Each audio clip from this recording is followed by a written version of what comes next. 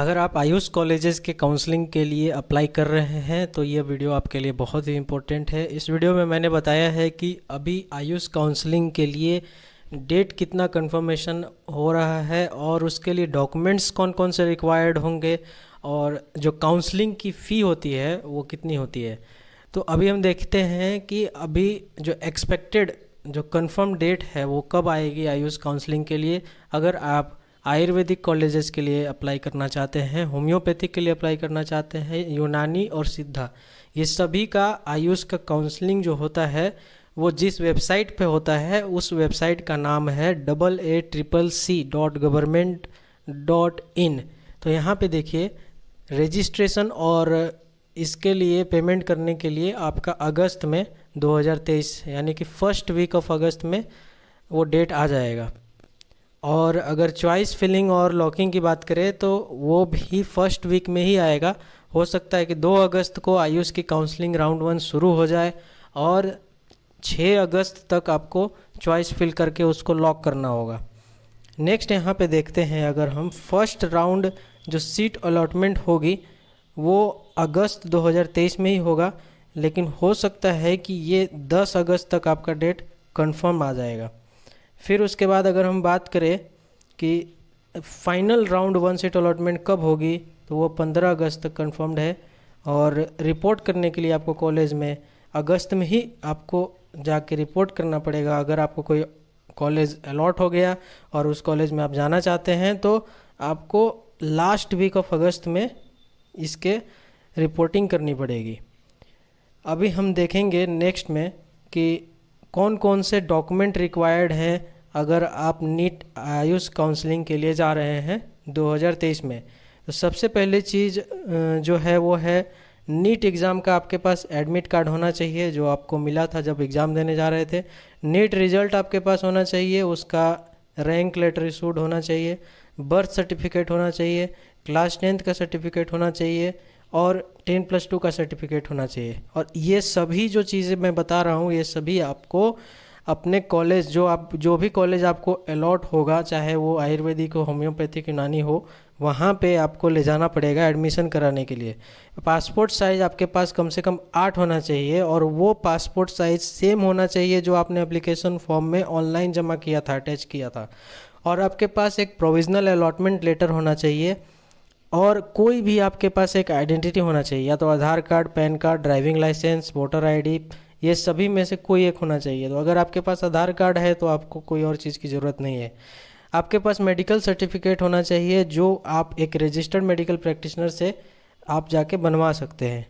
फिर disability certificate, अगर आप डिसेबल्ड में आते हैं तो उस कैटेगरी को प्रॉफिट लेने के लिए आपको डिसेबिलिटी सर्टिफिकेट बनवाना ही पड़ेगा। अगर आप ST category, SC category, OBC category से बिलोंग करते हैं तो उसके लिए अगर आप गवर्नमेंट कॉलेज में अगर आप अलॉट हो रहे हैं तो वहाँ पे आपको इन सभी सर्टिफिकेट की ज़रूरत पड़ेगी।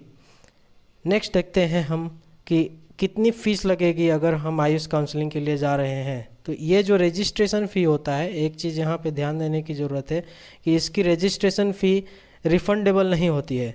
तो यहाँ पे गवर्नमेंट और गवर्नमेंट एडेड इंस्टीट्यूट जो भी हैं उनके लिए जनरल और ओबीसी कैटेगरी वालों के लिए 1000 रुपये लगेगा और ये नॉन रिफ़ंडेबल है।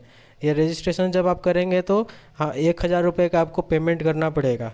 अगर एससी एसटी कैटेगरी या पीडब्ल्यूडी कैटेगरी के बिलोंग करते हैं तो 500 रुपये आपको जमा करना पड़ेगा। अगर प्राइवेट कॉलेज है, डीम्ड यूनिवर्सिटी है, तो उनके लिए 5000 रुपये आपको वहाँ पे जमा करना पड़ेगा जब आप रजिस्ट्रेशन करेंगे। फिर सिक्योरिटी मनी एक होता है जो कॉलेजेस जैसे प्राइवेट कॉलेज होते हैं, डीम्ड यूनिवर्सिटी होते हैं, वो सिक्योरिटी मनी लेते हैं।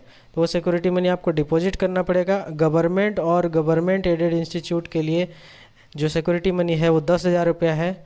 मतलब ये जो सिक्योरिटी मनी है जब आप एडमिशन ले लेंगे, कॉलेज में एडमिशन लेने के बाद आपको ये सिक्योरिटी मनी मिल जाएगी। ये 10,000 रुपये आपको आयुष की काउंसलिंग के समय पेमेंट करना पड़ेगा। जैसे यहाँ पे जो रजिस्ट्रेशन के लिए है वो 1000 रुपया है, तो 1000 रुपया तो आपको जमा करना ही है। उसके साथ साथ 10,000 रुपया अगर आप गवर्नमेंट में कॉलेज में अगर आप फिल किए हैं तो उसके लिए 10,000 रुपया आपको वहाँ पे जमा करना पड़ेगा। नेक्स्ट अगर प्राइवेट कॉलेज और डीम्ड यूनिवर्सिटी की बात करें तो उसके लिए आपको पेमेंट करना पड़ेगा 50,000 रुपया। और ये 50,000 रुपया आपको कब मिलेगा, तो ये जब आप एडमिशन ले लेंगे, वो एडमिशन कंफर्म कर लेंगे, उस कॉलेज में जाकर रिपोर्ट कर लेंगे, तो ये 50,000 रुपये आपको वापस मिल जाएगा।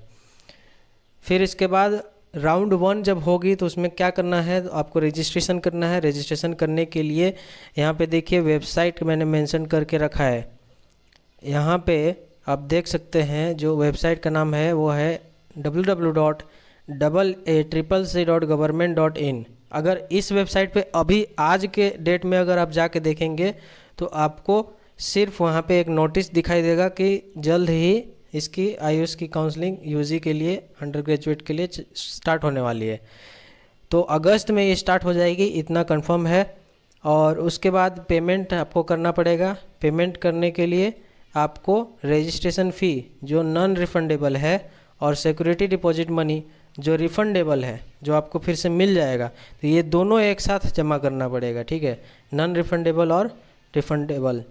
फिर उसके बाद फिलिंग करना पड़ेगा और अपने चॉइसेस को लॉक करना पड़ेगा। तो जो आपको कॉलेज चाहिए वो आपको फर्स्ट चॉइस में रखना है, और जैसे उस कॉलेज के जैसा ही आपको दूसरा कॉलेज भी अच्छा लग रहा है तो सेकंड में, और थर्ड ऐसा रखना है जो आप नहीं लेना चाहते हैं या फिर वो नहीं मिला तो वो ले लूँगा ऐसा है तो वो थर्ड में रखिएगा। द कैंडिडेट को कभी भी अपना प्रेफरेंस जो है वो अपने कॉलेज जो उसको पसंद है उसके हिसाब से रखना चाहिए। फिर उसके बाद सीट अलॉटमेंट होगा। जब सीट अलॉटमेंट का रिज़ल्ट आ जाएगा तो कैंडिडेट का स्कोर के अनुसार उसको वहाँ पे कोई भी कॉलेज में सीट अलॉट हो जाती है। उसके बाद आपको जाके जब सीट अलॉट हो जाएगा तो आपको जाके वहाँ पे रिपोर्ट करना पड़ेगा। कैंडिडेट को जाके फिजिकली कॉलेज में जाके वहाँ पे फाइनल एडमिशन लेना होता है। तो इस तरह से आपने देखा कैसे जो है यहाँ पे काउंसलिंग करना है, कितना फ़ीस लगेगा, डॉक्यूमेंट कौन कौन से रिक्वायर्ड है, डेट कब आएगा काउंसलिंग का। तो ये सभी चीज़ें इस वीडियो में मैंने मेंशन किया है। अगर ये वीडियो की जानकारी आपकी अच्छी लगी हो तो वीडियो को लाइक करें और चैनल को सब्सक्राइब करें। धन्यवाद।